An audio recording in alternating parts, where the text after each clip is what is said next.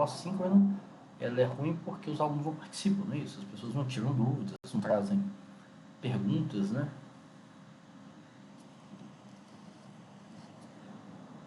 Oi, gente, estão me ouvindo? A internet ficou meio... O sinal ficou instável aqui, vocês estão ouvindo bem agora? Então, eu vou... Tinha parado um pouquinho, mas agora tá normal. Ficou instável, às vezes fica instável, né? Muito chato isso também. Por isso a aula presencial é boa, porque se alguém der bizil, a pessoa sai da sala, toma um café e volta, né? Na internet da bizil para tudo. Se alguém passar mal, se algum aluno dormir, por exemplo, não tem problema, pode dormir em sala também. Então vamos passar aqui o PowerPoint para a gente desenvolver e consolidar essa discussão sobre turismo sexual. Aí vocês me interrompam, tá? Tragam exemplos para a gente ir discutindo. Então, uma abordagem ortodoxa, né? A literatura define essa abordagem ortodoxa sobre a relação entre turismo e sexo, ou a relação de sexo e turismo, como uma cruzada moral, né? Que criminaliza os turistas, né? Os turistas são vistos como predadores, né? Como homens predadores, homens exploradores, né? E vitimiza as mulheres, né?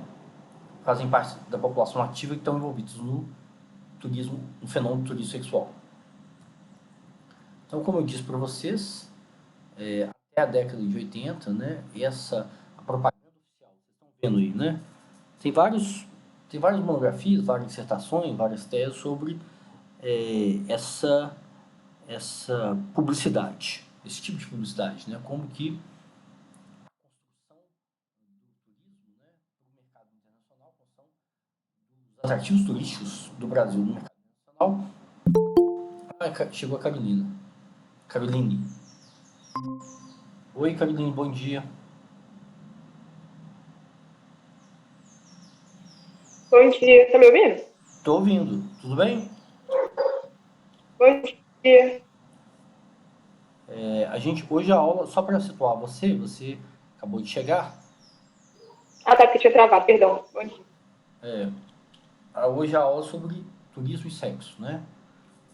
Turismo sexual e relações afetivas sexuais no turismo, ok? Você pode falar? Você está no trabalho ou você está assistindo a aula normal? Bom, às vezes ela tem problema com a internet, né? Com a instabilidade do sinal. Então vamos continuar aqui. De qualquer forma, a aula está sendo gravada e vai ser disponibilizada para os alunos.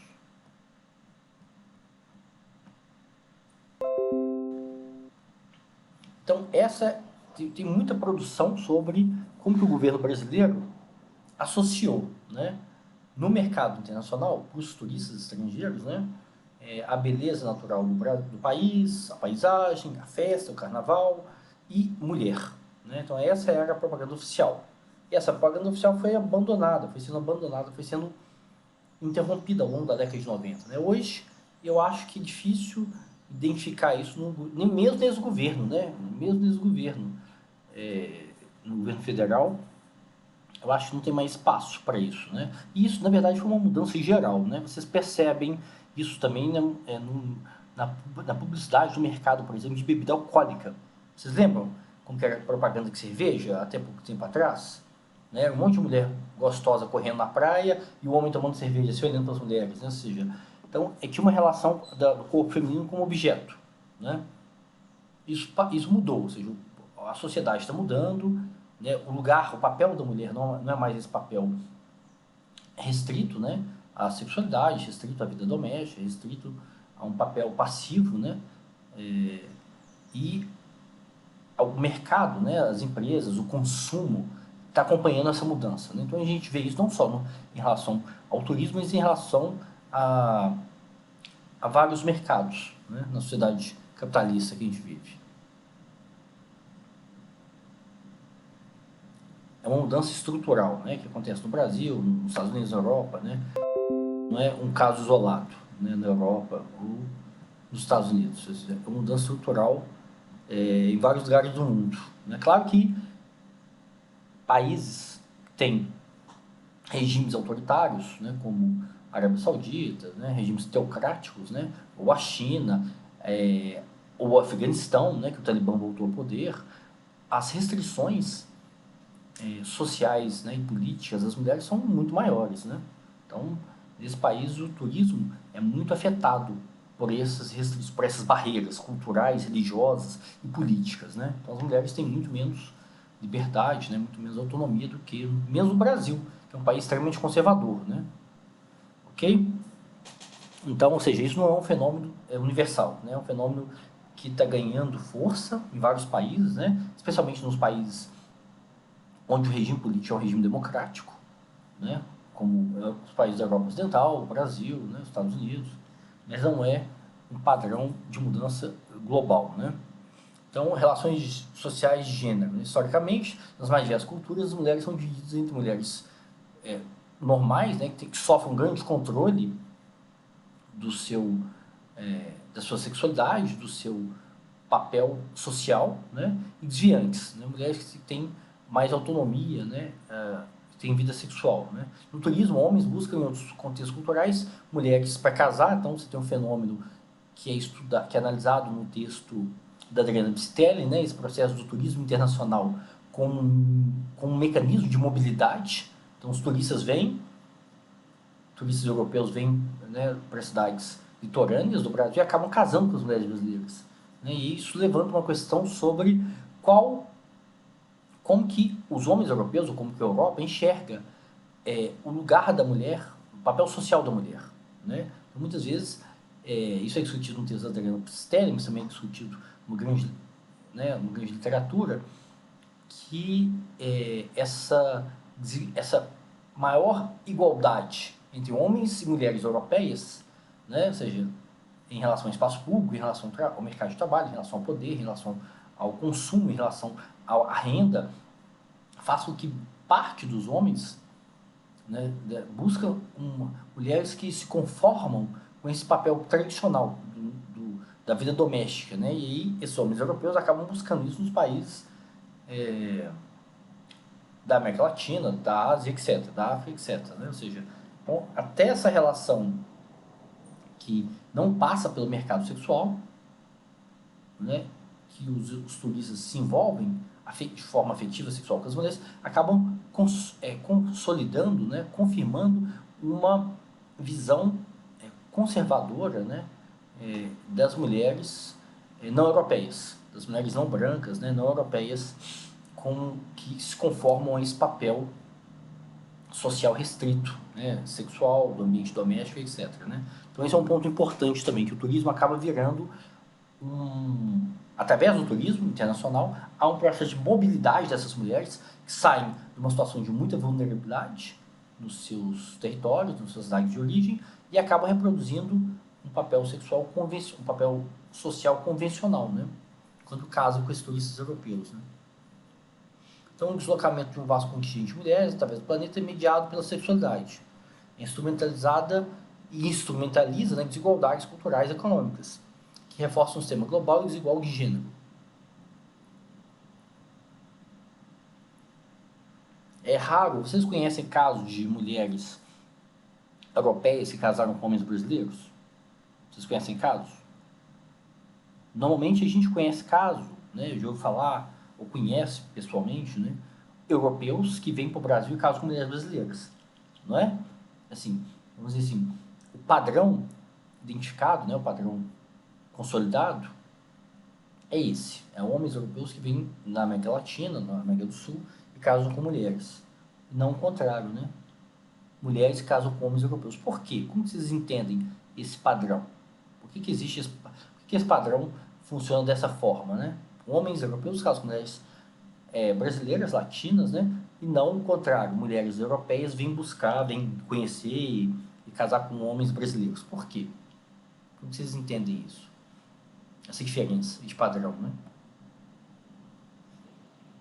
Eu acho que essa questão da meio que mobilidade social, não, de ver o homem europeu, perdão, como uma chance de ter uma vida melhor, esse casamento, esse relacionamento como uma chance de ter uma vida melhor. E para o homem, em contrapartida, não seria tão interessante assim. Então, para a mulher faz sentido sair do Brasil e ir para a Europa, mas para o homem talvez não faria sentido. Essa parte para o homem não faria sentido, eu não entendo, né? Porque viver em qualquer país europeu você tem muito mais segurança, muito mais estabilidade econômica, política, né? Ou seja, é um ganho, seja para homens brasileiros ou para mulheres brasileiras. As sociedades, os países da Europa Ocidental, né? Alemanha, França, Espanha, Portugal, né? O fluxo de imigrantes, vocês estão acompanhando o fluxo de imigrantes brasileiros para Portugal? É gigantesco. É todo mundo querendo ir embora do Brasil, né? O fluxo de imigrantes também para os Estados Unidos também é enorme. Então, e são homens e mulheres, né? Claro, são jovens. Então, eu não entendo isso, como que você falou. Por exemplo, a Adriana Psitelli entrevista as mulheres, né? No texto da aula, ela entrevista as mulheres, ela acompanha as mulheres, né?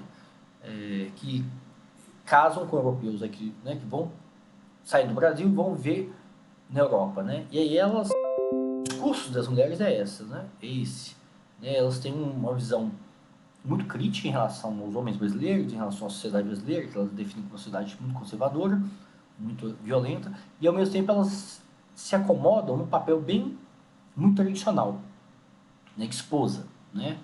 Acabam não trabalhando, né? Ou seja, acaba que a sociabilidade nesses países europeus, que isso significa uma mobilidade, você tem razão, Carolina. Há uma mobilidade, né? Elas têm mais acesso a serviços, a segurança, a renda, etc., né? Na Europa. Mas acabam se conformando num papel social muito restrito à vida doméstica. Elas não vão para o mercado de trabalho, etc., né? Então, Ana, Raquel, como vocês entendem esse padrão? Homens europeus casam com mulheres brasileiras, né? Não o inverso. Por que isso acontece? Eu acho que tem um pouco dessa relação que a Psitelli, ela fala nesse texto, mas eu acho que tem até um outro texto dela que ela aprofunda mais. Primeiro, acho que essa relação Tem vários de... textos que ela analisa isso, na verdade, né? Vale a pena, viu, gente? Vocês conhecerem essa autora, Adriana Psitelli, que eu passei para vocês. A produção dela é grande e é muito instigante, muito rica.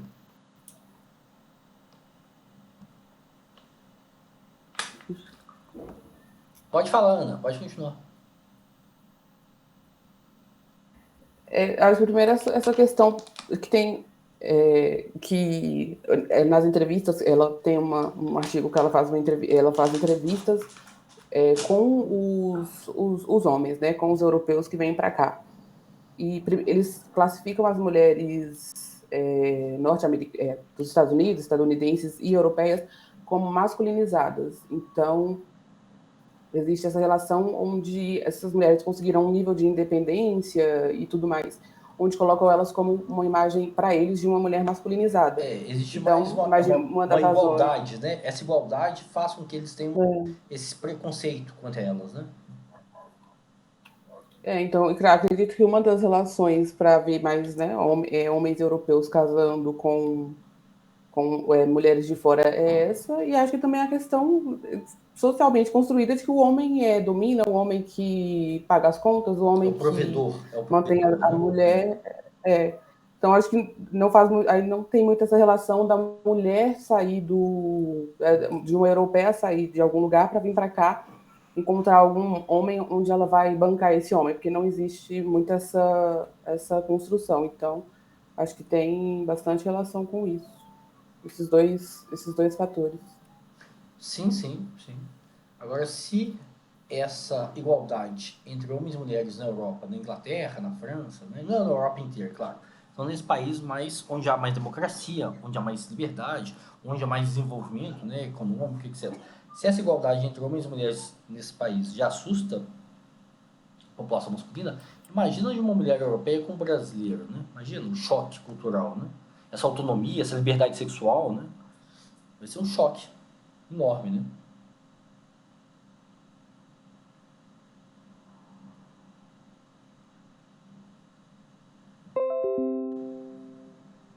Acho que até o homem brasileiro tem, assim, justamente se essa independência assusta ao europeu, você imagina ao brasileiro, ou de outros países, né, onde tem essa construção também tão, assim, conservadora da mulher. Então, se assusta ao europeu, também vai assustar ao brasileiro. Ele não vai querer sair daqui para para ir para a Europa.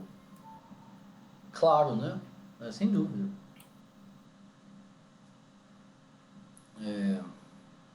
Então, o turismo sexual, né, ele se assenta nessa hipersexualização das mulheres, né, dessa hipersensualidade das mulheres nativas, né.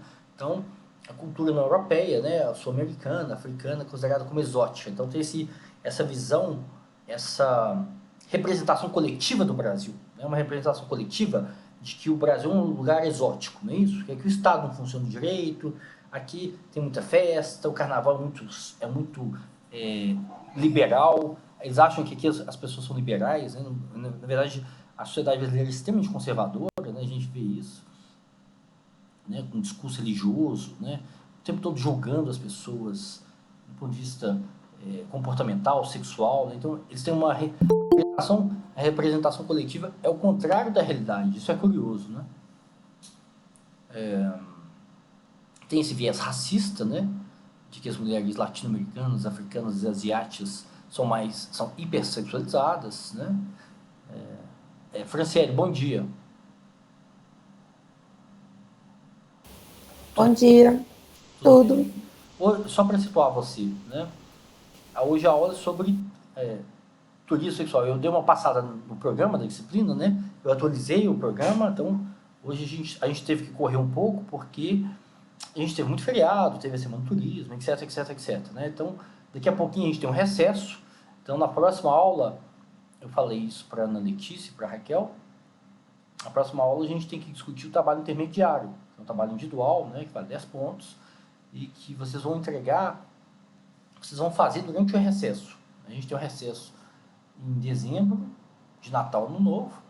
A gente tem mais 3 aulas antes do recesso, e aí vocês fazem um trabalho intermediário, e no dia 4 de janeiro a gente tem aula de novo. Então todo mundo tem que maneirar no Réveillon, né? Não pode ir para Ouro Preto, não pode ir para aquela Sodoma e Gomorra, naquelas repúblicas de Ouro Preto, não pode encher a cara, porque a gente tem aula, né, logo depois do Ano Novo. Eu dou aula segunda-feira, dia 3, depois eu dou aula na terça para vocês, então eu também só vou beber suco, né? Não pode exagerar nas festas. E aí vocês têm que me entregar o trabalho intermediário, tá bom? Vocês vão fazer durante o intervalo, o recesso. Aí na próxima aula eu vou esclarecer para vocês. Vocês vão ler. Eu já disponibilizei o trabalho para vocês, não já? O trabalho, os textos, né? Sim. Então vocês vão ler e a gente discute na próxima aula para ver se está claro para todo mundo, ok? Aí se vocês puderem chamar aqueles alunos que não assistem aula, que só assistem a aula síncrona, só assistem a gravação, pode chamar, porque durante a aula síncrona aqui as dúvidas são discutidas, né? Então é importante os alunos abrirem a boca e participarem, trazerem questões, né? Sim, desculpa o atraso, professor, é porque eu não estava em casa, na verdade. E a Nara, ela tá passando mal hoje, por isso ela não veio na aula, tá? Ah, sim, eu imaginei que tinha algum problema, porque ela sempre vem. A Nara é aluna fiel, ela nunca falta, ótimo. Então melhoras para ela, né? Tem outros alunos também que estão cuidando de vacinação hoje, então por isso também que... Então, seguindo aqui a discussão, né? O turismo sexual está aliado a essas relações, né? Essa reprodução dessa desigualdade, né? No papel social de homens e mulheres, né? Como também está ligado a matrizes discursivas que se estende do início da colonização até os dias atuais, né? Então tem essa representação coletiva, essa visão coletiva sobre o Brasil, né? Sobre a cultura brasileira, sobre o Estado brasileiro, né? Então acaba que mistura tudo, né?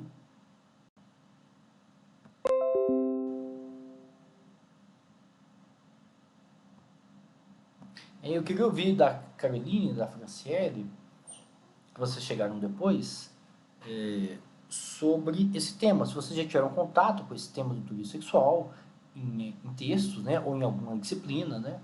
E por que vocês acham que isso tem a ver com o turismólogo, né? Quando vocês formarem, como que isso aparece no mercado, né?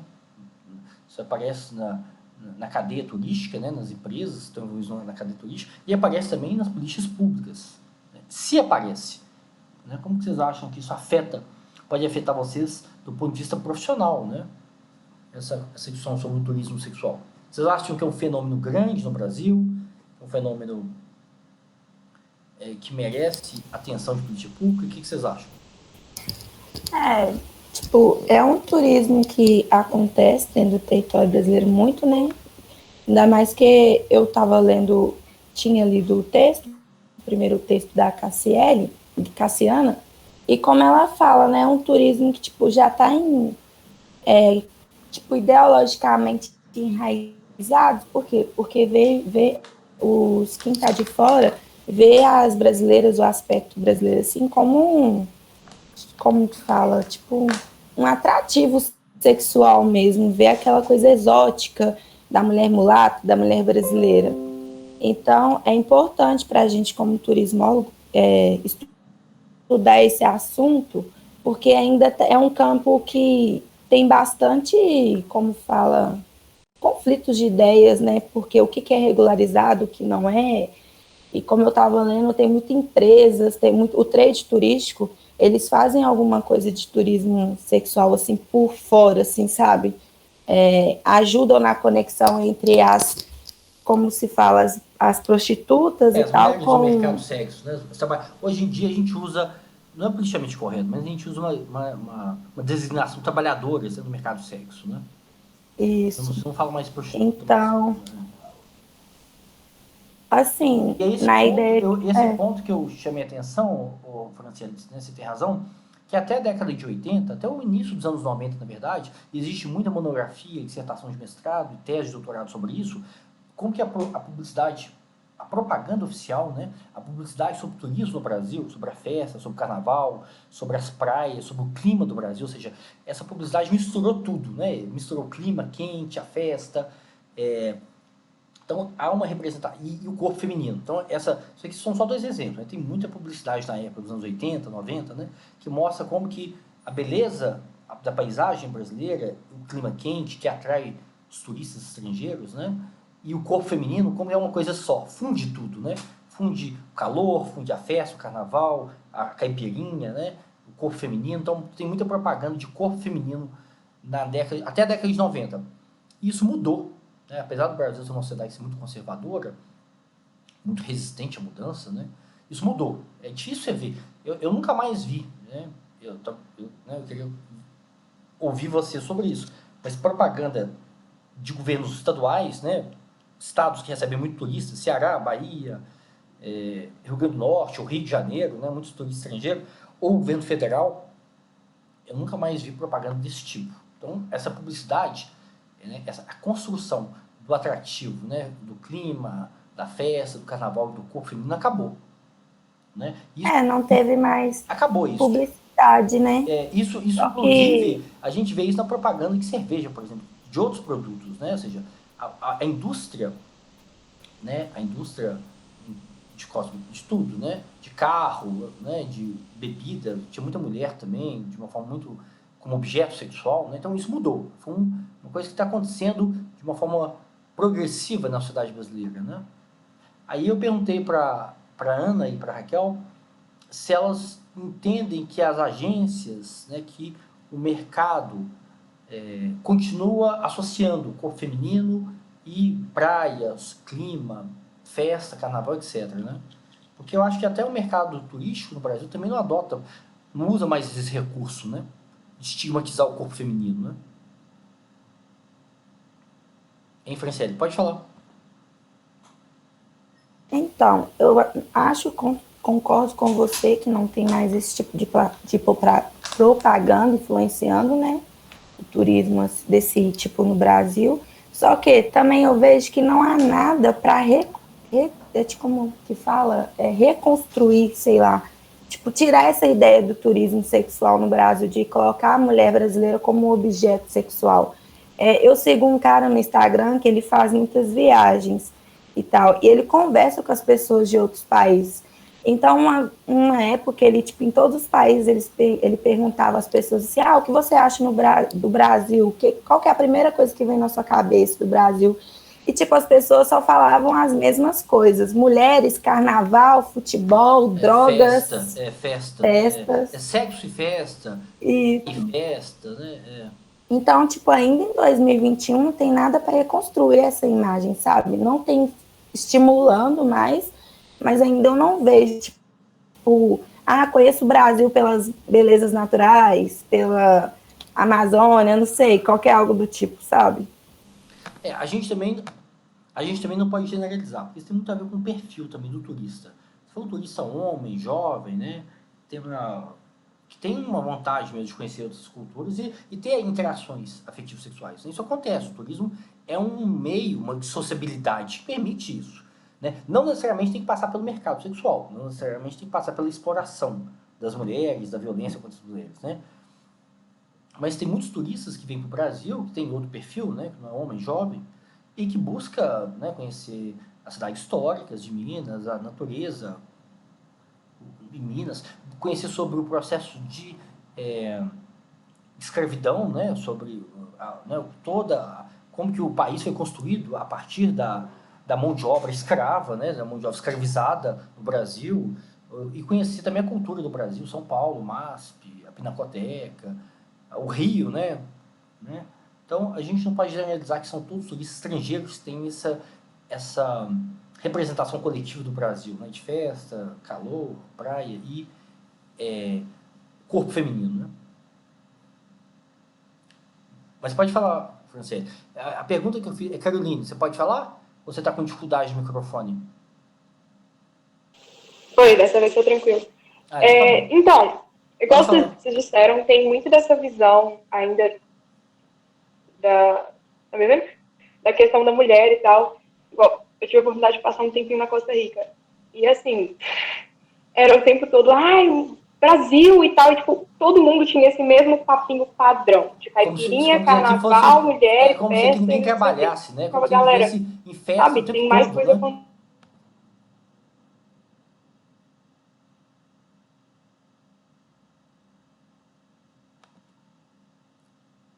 Será que ela caiu? Tá tentando. Vocês estão ouvindo ela bem? Não, né? Não, parou. O sinal dela falou que ela sempre tem problema. Tá me ouvindo? Agora sim, pode falar. Ela tem que falar rápido, porque o sinal dela... Porque, como sempre, a internet está péssima. Mas eu sinto que, como a Franciele disse, a gente está vivendo talvez um período de transição com essa questão toda da mulher e tudo, mas acho que ainda não chegou no turismo, sabe? Tem um pouco mais de conscientização, mas, como a Franciele mais uma vez disse, não é uma coisa muito exposta, talvez. Entendi. E isso é uma pergunta que eu fiz para a Ana e para a Raquel também, que eu vou fazer para vocês duas. E, Caroline, se você tiver dificuldade de falar, você pode escrever no chat que eu leio o que você escrever, sua contribuição, né? Porque tem alguns alunos que são tão tímidos que eles escrevem no chat. Eles não abrem câmera e não falam. Olha pra você ver, eu tô doido para acabar, para voltar pro ensino presencial, para acabar com essa chatice de câmera fechada, aluno que não fala, né? Então, eu quero ver como os alunos vão sair, né? Quando a gente voltar para a sala de aula. Eu perguntei em Franciele e Caroline, como que vocês acham que vocês podem contribuir para essa discussão? Depois que vocês formarem, vocês vão trabalhar no mercado, né, em agência, hospitalidade, e etc. Ou vão trabalhar com política pública, vão trabalhar na Secretaria Municipal de Turismo, né, de uma cidade litorânea, ou na Secretaria Estadual de um estado litorâneo, que recebe turista estrangeiro, né? Como contribuir, qual que é a participação do poder público, de políticas públicas do turismo, em relação ao turismo sexual? Essa é a pergunta. Assim, eu acho que tem que regulamentar, né? Fazer políticas públicas que regulamentem isso, que...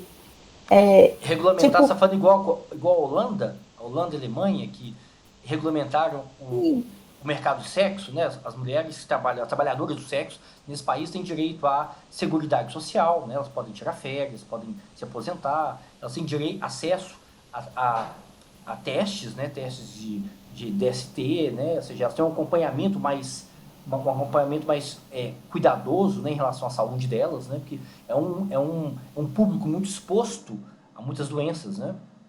É isso que você está falando? De legalizar o mercado sexual? Sim, porque quando você legaliza, e também tem uma parte que, tipo, a sociedade brasileira, assim, já tem meio que esse aspecto meio conservador, sabe, sobre esse tema.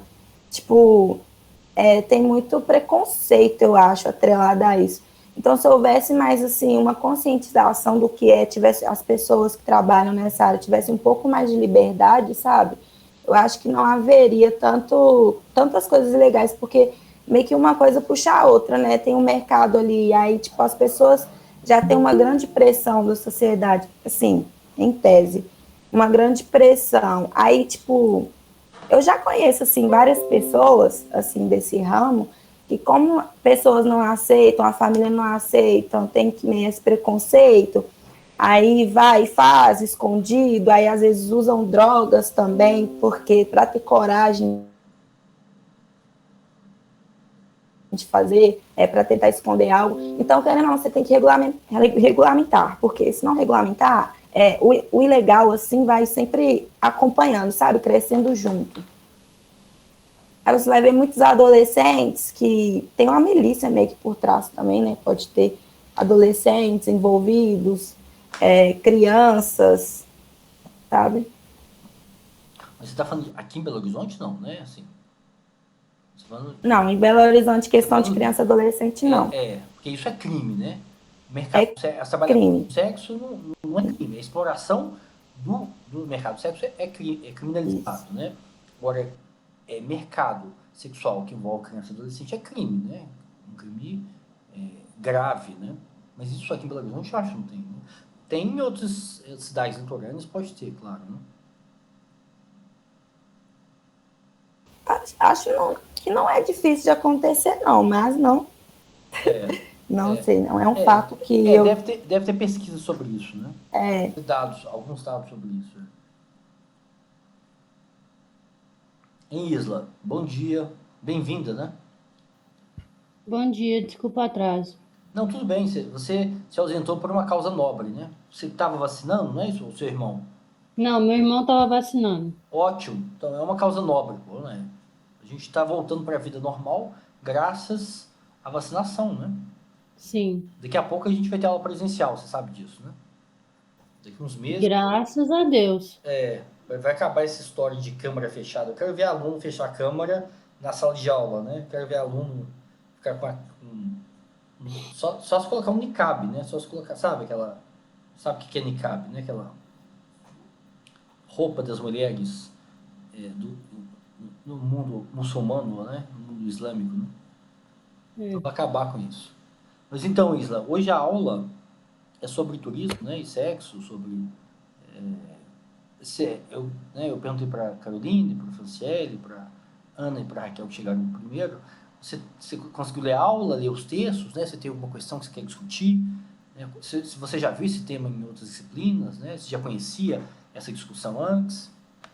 Não, eu queria até pedir desculpa porque eu não li os textos, eu estava lendo os dos crimes, porque eu tinha me atrasado toda, mas eu vou ler a partir de hoje, porque eu estava fazendo outras coisas de outras atividades, Ótimo, outras não, matérias. sem problema, sem problema. Na próxima aula eu recebo a síntese de vocês, né? Na próxima aula, dia 30 de novembro, vocês têm que enviar a síntese da aula e a síntese dos dois textos, né? Sim, e na próxima aula é a aula de discussão do tema, não é? Isso, exatamente, Aí, eu vou lançar no Moodle as notas, né? Eu estou esperando chegar mais avaliação, mas né, os alunos me enviarem mais sobre crime e turismo, né? Que foi o primeiro tema da aula. E essa semana eu corrijo e lanço as notas no Moodle, tá bom? Então, para quem já me enviou, eu só estou esperando receber mais o restante da turma enviar síntese. Aí eu corrijo e lanço as notas. Ok? Ok.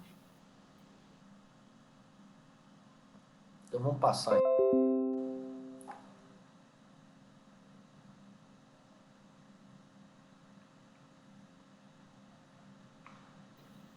Fred, uma dúvida. O PowerPoint que você está exibindo é o que você tinha disponibilizado no grupo do WhatsApp? Sim, sim. Ah, tá bom, obrigada. É o mesmo. Mas vocês podem trazer mais discussão, podem trazer mais textos, né? Eu não passo muitos textos para vocês, porque eu sei que vocês não vão ler, né? Vocês não vão dar conta. Mas na hora de fazer a síntese da aula e nos trabalhos também, vocês podem buscar novos textos, né? Podem buscar material para a Tá bom. Tem alguém que vai fazer a monografia sobre esse tema? Sobre esse tema relacionado a esse tema ou não?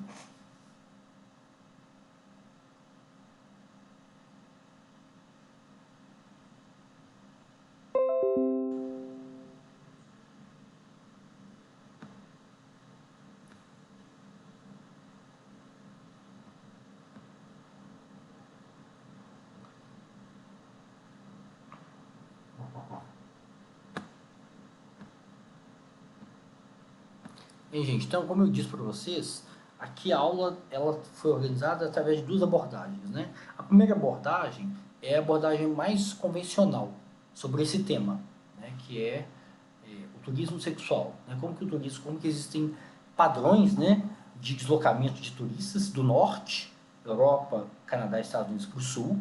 Sul é Ásia, Sudeste Asiático, América Latina, né? Cidades brasileiras como Fortaleza, Salvador, Recife, etc., Rio de Janeiro, né? E esse padrão ele é composto por ele é caracterizado por uma desigualdade estrutural de homens europeus do norte e mulheres do sul, né? Mulheres, então você tem uma desigualdade econômica, uma desigualdade estrutural, né? Que se manifesta nessa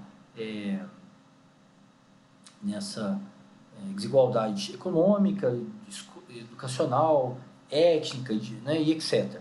Então, esse padrão do turismo sexual, né, ele reproduz essa assimetria, que é uma assimetria histórica entre os países do norte e os países do sul. Então, alguns autores chamam de neocolonialismo, né, que o turismo sexual ele atualiza esse colonialismo que existia nos países do norte e nos países do sul, né? Que é uma forma de continuidade da exploração, agora centrado no turismo sexual, né? Então, a maior parte da literatura sobre o tema é muito crítica, né? E busca denunciar, busca criminalizar os turistas, né? Que são homens, invariavelmente, e busca prevenir e reduzir a entrada das mulheres, né? Que é o perfil das pessoas que estão nesse mercado sexual. E agora a gente vê uma abordagem, uma discussão que a literatura chama de heterodoxa, que é uma abordagem menor, uma abordagem residual, né? Uma abordagem que tem menos, que é mais rara, que busca identificar a interação afetivo-sexual entre turistas e a população ativa, a população visitada, né? Que não necessariamente passa por uma relação de exploração, de violência, né? Como é o turismo sexual. O turismo sexual necessariamente passa pelo mercado, passa por uma relação de exploração e de violência. E a exploração é sempre do homem europeu com as mulheres nativas, né? Da América do Sul, do Brasil, da Ásia, da Tailândia, Vietnã, etc, etc, etc. Né? O turismo sexual é um fenômeno global, né? Que acontece no mundo inteiro e que passa por que é atravessado por muita violência, exploração econômica, etc, etc, etc. Né? Mesmo os países que regulamentaram o mercado do sexo, né? Que as trabalhadoras do sexo têm acesso à seguridade social, a afastamento do trabalho, férias remuneradas, aposentadoria, a assistência à saúde, né, como é o caso da Alemanha, da Holanda, né? A Holanda é muito famosa por isso, né? Tem aqueles bairros, né, chama em inglês é Red Light District, né? Em francês eles chamam de Quartier Rouge, né? O bairro vermelho, né? Então, mesmo a Holanda que regulamentou o mercado sexual, né? Não significa que não há exploração, não há violência, né? Claro. Mas, em compensação, as mulheres têm acesso a serviços, né? Serviços da área de saúde, serviços de seguridade social, etc, etc, etc, né? Então, uma forma de regulamentar e de proteger as mulheres, né? É regulamentando e aumentando o acesso aos serviços públicos de seguridade social, saúde e proteção também. Proteção muitas vezes contra a polícia, né? Esse é um público muito vulnerável à corrupção, né? À extorsão policial, né? À violência policial, né? Não só de mulheres, né? Você tem muitos transexuais, muitos homens travestis, etc., que vão para o mercado de sexo na Europa, né? Brasileiros, etc. Então, essa abordagem, que eu chamo de abordagem heterodoxa, ela analisa, né, tem até uma dissertação que eu uso como referência, que é uma dissertação que analisa o fluxo turístico, né, de mulheres do norte da Europa, né, dos países escandinavos, né, mulheres suecas, norueguesas, da Dinamarca, Finlândia, esses países mais frios do mundo, né, para o Brasil, e tem interação afetiva sexual com homens brasileiros. E essa interação não passa por violência, não passa por exploração, não passa pelo mercado, né? Então, essa abordagem, ela inova, apesar de ser residual, claro, né? É um fenômeno residual. O perfil convencional, clássico, é de homens, né? Turistas homens e mulheres, né? Muitas vezes mulheres não brancas, né? Asiáticas, africanas, latino-americanas, né? E passa por uma relação de uma simetria de poder muito grande, muita exploração econômica e violência. E nessa abordagem não, nessa abordagem chama atenção que, né, que existe uma interação afetiva sexual que não necessariamente passa por esses marcadores de exploração e violência, né? E que é interessante porque o turismo é uma forma de sociabilidade, uma forma de interação, de colocar grupos de pessoas estranhas, grupos de pessoas novas que interagem, né? Então, eu acho interessante essa discussão porque mostra que o turismo é de interação, né, social e, inclusive, afetivo-sexual, né?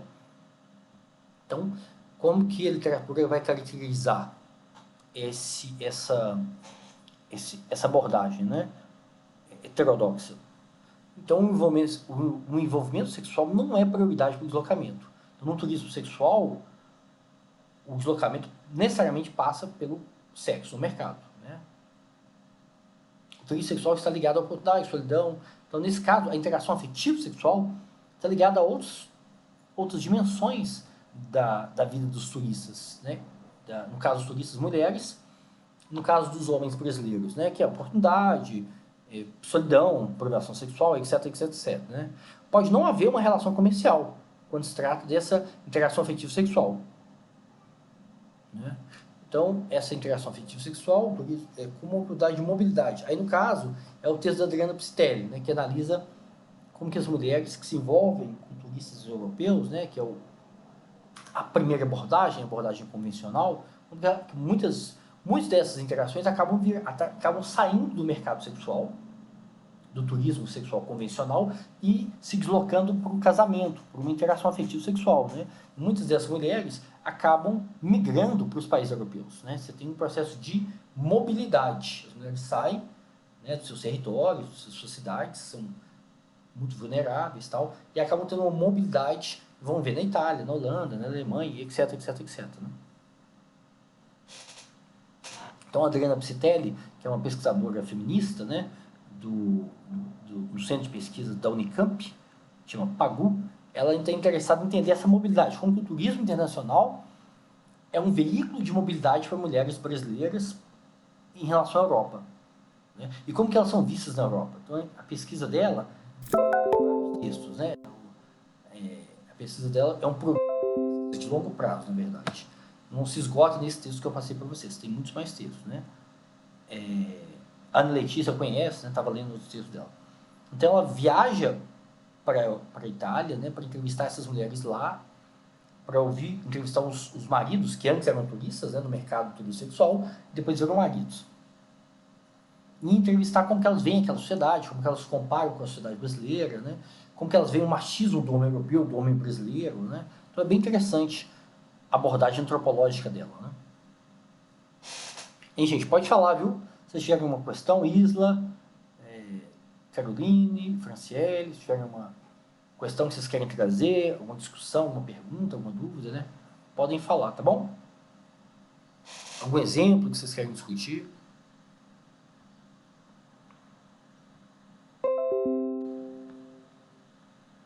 Esse aqui é o primeiro texto, né? Da Gabriele, que ela discute, né? Que é o turismo sexual convencional, né? Como chama o texto dela? Mercado do sexo... Aqui, ó. Cassiana Gabriele, interseções entre o mercado turístico e o mercado do sexo em Salvador, né? Ela está interessada assimetria, essa desigualdade, né, entre as mulheres, né, trabalhadoras do sexo e os turistas, né?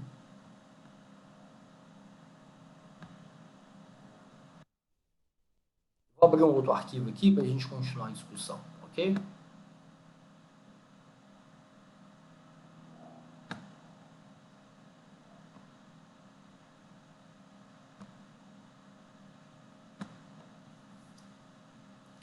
Então, como eu disse para vocês,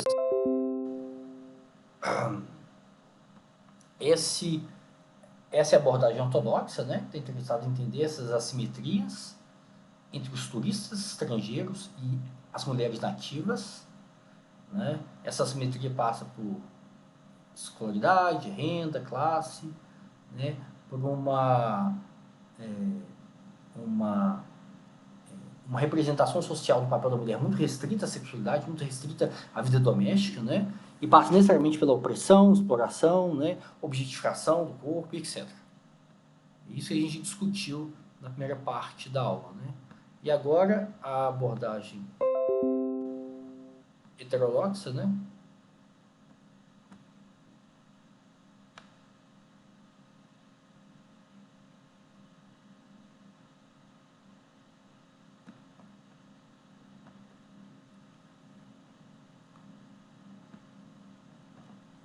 Abordagem heterodoxa que muda até o termo, né? Não usa mais o termo turismo sexual, usa interação afetiva, a literatura, né?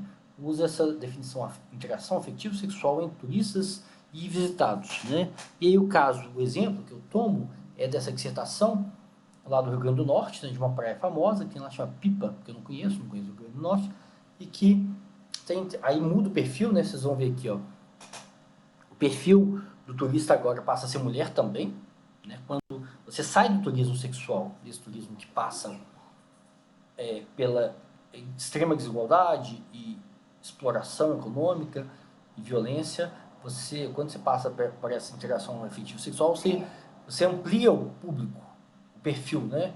Passa a ter mulheres também, mulheres que vêm para o Brasil, turistas mulheres, né, do sexo feminino que vêm para o Brasil. Então, se amplia também o perfil da população visitada, né, que tem essa interação, da população nativa tem essa interação, passa a ser homem também, né? Essa viagem, a característica principal dessa viagem é que é uma viagem independente e autônoma, não é uma viagem fretada como no turismo sexual, né, uma viagem em grupo, né? Muitas vezes tem aviões fretados, pacotes, né, grupos de homens, né? Então a dinâmica da viagem nesse caso é autônoma, né, independente, e que não passa pelo mercado, né? Então isso é um ponto importante também, né? E, gente, pode falar, pode trazer questões para a gente discutir, né, em relação a essa diferença, né, entre essa experiência que os turistas têm nos países que eles visitam, né, que passa por uma interação afetiva, igual o carnaval, né? Os turistas vêm para Belo Horizonte, carnaval em Belo Horizonte. O último carnaval do ano passado, de 2020, né? Teve 4 milhões de foliões, né? Turistas do interior, turistas de outros estados, turistas de outros países, né? Então, o carnaval é um lugar que há, sim, essa interação afetivo-sexual e que não necessariamente passa pelo mercado. Não necessariamente passa por uma relação de violência e exploração, né, econômica, né? E aí, qual que é o papel do poder público em relação a isso, né? A esse fenômeno que não passa pela violência e pela exploração. O que vocês acham?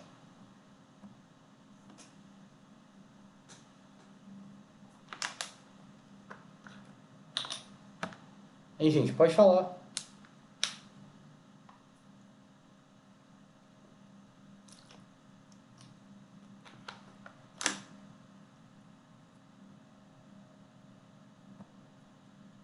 Vocês têm alguma dúvida? Hein, gente? Aqui foi informado que a aula termina em 10 minutos, tá? Então, a gente vai ter mais 5 minutos de aula e aí a gente faz um intervalo, um café, né? E a gente volta de 10h20, tá bom? Quando você coloca qual que seria o papel do poder público, seria como, por exemplo? É uma coisa que eu fico perguntando para vocês o tempo todo, né? Vocês vão formar, daqui a pouco vocês vão formar, e se vocês vão trabalhar nas empresas, né, no mercado, né, em agência de viagem, ou em hotéis, ou, né, na hospitalidade, né, e serviços turísticos, né, parques, etc. Uhum. Ou vocês podem trabalhar em prefeituras ou no governo estadual, né, na Secretaria Municipal de Turismo, de alguma cidade litorânea que recebe turistas estrangeiros, né, ou na Secretaria Estadual. Né? E aí, qual que é o papel de vocês, né, em relação a esse tipo de turismo? Tá? Esse tipo de turismo, né, que tem essa interação afetivo-sexual. É no sentido de prevenir, no sentido de informar, assim, do ponto de vista da saúde pública, né, de orientar, no sentido de reprimir o turismo sexual, ou como a Franciele chamou a atenção, né, no sentido de produzir uma publicidade, né, um marketing daquele território, daquela cidade, né, que valorize outros aspectos, né, que não valorize só carnaval, né, porque lembra que até a década de 90 a publicidade está muito concentrada em festa, sol, praia e corpo feminino, né, então tinha o imaginário coletivo dos turistas estrangeiros ao Brasil misturava tudo isso, né, um lugar de muita festa, de muita mulher bonita, muita mulher hipersexualizada, né? Sim. E calor, praia, só coisa gostosa, né? Festa e tal. Então, a Franciele chamou um ponto que eu achei interessante, né? Destacou um ponto que é como construir uma publicidade, um marketing do território, né? Que rompe, né? Que vai além desse amálgama, né? Entre festa, carnaval, futebol e mulher, né? E corpo feminino. Né? Mas aí a pergunta é essa, né? Vocês vão trabalhar ou no política pública ou no mercado. E como que vocês vão lidar com esses dois fenômenos que são muito distintos, né? O turismo sexual, que passa pela exploração, passa pela violência, passa pela objetificação, estereótipo, né, do corpo feminino, né, etc. E em relação a essa interação afetivo-sexual. É uma pergunta muito complexa. Essa foi mais complexa do que o clima. Por isso que eu gosto de perguntas complexas, para vocês quebrarem a cabeça. Pô, né? Se eu fizer uma pergunta óbvia, vocês vão me dar uma resposta óbvia. Mas é para a gente pensar junto, né? Isso que eu estou falando. Sim, porque... Não existe uma resposta certa. É uma resposta que a gente vai construindo aqui na sala, né? Na discussão. Porque se a gente pensar para o turismo interno, a gente consegue pensar em campanhas igual a Franciele colocou, de forma mais viável. Não é viável, né? Que vai atingir mais pessoas e o pessoal vai conseguir entender isso. Agora, quando a gente pensa no público estrangeiro, é muito complicado, porque, igual você já tinha colocado, que na década de 90 eles venderam o Brasil como sendo bunda, carnaval, festa... Até a década de 90, né? Foram durante várias décadas, né? Década de 70, 80, 90. E da década de 90 para cá, isso praticamente acabou. Não existe mais essa associação entre atrativo cultural, atrativo paisagem, clima, festa e corpo feminino, né? Sim, mas... Isso até mostra que a gente evolui. Isso até deixa a gente um pouco otimista, né? Mostra que existe mudança no Brasil, né? Sim, o Ministério do Turismo vende o Brasil de forma diferente, mostrando a cultura e não esses aspectos que antes vendiam. Até nesse governo, que é um governo extremamente conservador, né? Sim, mas o problema é mudar o imaginário das pessoas que vêm de fora, porque, querendo ou não, eles ainda têm essas questões. Então, fica muito complexo pensar em formas de ter uma publicidade que vai mostrar para eles outras coisas que não tenham só essa objetificação do corpo feminino, festa, essas coisas. Até porque a maioria dos turistas que vão para o Rio de Janeiro tem esse imaginário, somente na questão da faixa litorânea. Mas pensar em outras políticas é trazer as próprias festas culturais, tirando o carnaval, tipo o folclore, que acontece muito no norte do país, no norte e no nordeste.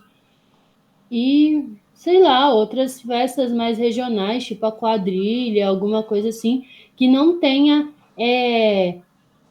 a demonstração do corpo como tem no carnaval. Sim. Apesar que está ligado muito a festas, né? Mas é uma coisa, a nossa a nossa festa está muito ligada à nossa cultura, então eu não sei como dissociar da festa. Ou festa sertaneja, por exemplo. Eu acho que as festas sertanejas, né, tipo, tem Barretos, tem essa cultura, tem uma cultura no Brasil, né, dessa música sertaneja, né, ela está menos associada, eu acho, né, ao turismo sexual, né. Sim, mas eu acho que não seja uma coisa que vai atingir públicos estrangeiros, apesar que os cantores Pode, sertanejos estão indo para fora. pode atingir, sim, através da música. A música Sim, até porque a música é um canal de comunicação muito fácil, né? Os turistas gostam da música, mesmo que eles não entendam a letra e tal, né? sim, até porque igual eu falei, Associado. até o que eu falei, a maioria dos cantores grandes, tipo Gustavo Lima, estão fazendo shows para fora. Mas não acredito que traga um público para, por exemplo, Barretos, o que acontece aqui, o rodeio de Pedro Leopoldo. Sim, Eu acho que é mais interno do que sim, externo. sim. E, gente, a aula no Google Meet vai ser interrompida daqui a 2 minutos, tá? Então vamos parar de uma vez. E aí a gente faz um intervalo para tomar um café, tomar uma água e a gente volta 10h30, daqui a 15 minutos, tá bom? Ok? Ok. Então eu vou parar de uma vez, então até logo. Eu mando o link no grupo do WhatsApp, tá bom? Então até mais. Tá mais.